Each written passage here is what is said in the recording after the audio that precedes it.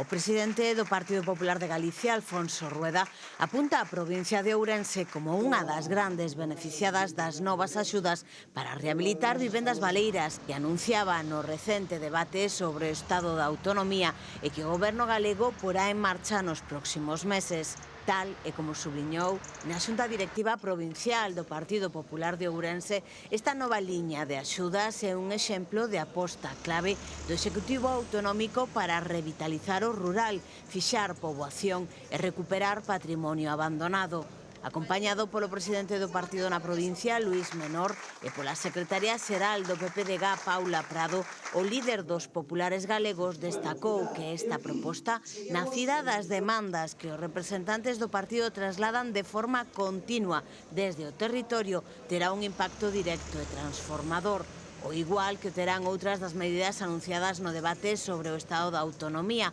como a execución do maior plan de residencias públicas da historia de Galicia. Un plan pensado para concellos pequenos e medianos e de especial relevancia en Ourense, onde o envellecemento demográfico é un reto central. Luís Menor lembrou pola súa banda o compromiso que adquiriu para facer un partido regrado cunha estrutura renovada, cos seus lexítimos representantes por toda a provincia e os seus correspondentes órganos de goberno e decisión. Neste sentido, subliñou que o PP de Ourense está nese camiño, afrontando en 2025 unha fase intensa de consolidación das agrupacións locais na provincia e tamén na capital.